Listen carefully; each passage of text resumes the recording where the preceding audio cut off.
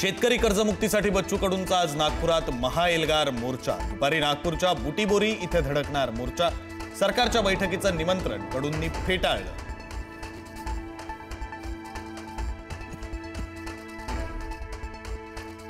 मुख्यमंत्र्यांच्या भेटीसाठी जाणार नाही। संध्याकाळी 4 ते 5 वाजेपर्यंत मुख्यमंत्र्यांची वाट पाहणार, अन्यथा 5 नंतर रामगिरी बंगल्यावर जाणार, बच्चू कडूंचा इशारा।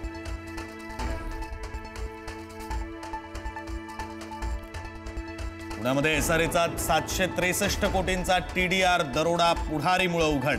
पुढारीच्या वृत्तानंतर गृहनिर्माण विभागाकडून टीडीआर प्रक्रियेला स्थगिती। एसआरएचे तत्कालीन सीईओ आणि 2 बड्या बिल्डरांवर काय कारवाई होणार याकडे लक्ष।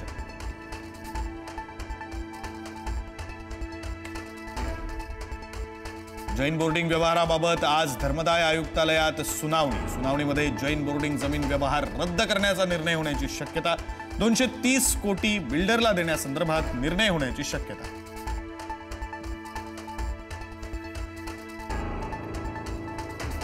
शरद पवार अध्यक्ष असलेल्या वसंतदादा शुगर इन्स्टिट्यूटच्या चौकशीचे मुख्यमंत्र्यांचे आदेश। अनुदानाचा मूळ उद्देशाप्रमाणे विनियोग होत आहे का याबाबत चौकशी।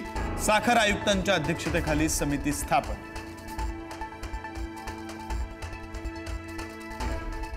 मनसेच्या प्रमुख नेत्यांची आज पुन्हा शिवतीर्थावर बैठक। 1 नोव्हेंबरच्या मोर्चा संदर्भात राज ठाकरे करणार मार्गदर्शन। बैठकीनंतर मनसे नेते आणि महाविकास आघाडीचे नेते पोलीस आयुक्तांना भेटून परवानगीसाठी अर्ज करणार।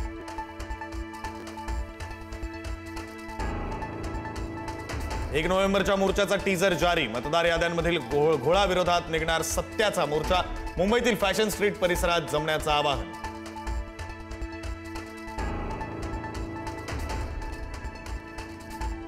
अमित शहांपाठोपाठ उद्या पंतप्रधान नरेंद्र मोदी मुंबई दौऱ्यावर। मॅरीटाईम लीडर्स कॉन्क्लेव्हला करणार संबोधित।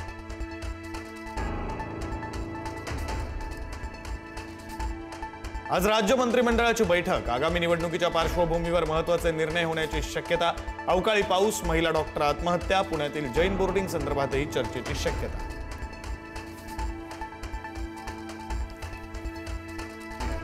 माजी खासदार हिना गावित यांची आज भाजपमध्ये घर वापसी। प्रदेशाध्यक्ष रवींद्र चव्हाण यांच्या उपस्थितीत भाजपत करणार प्रवेश।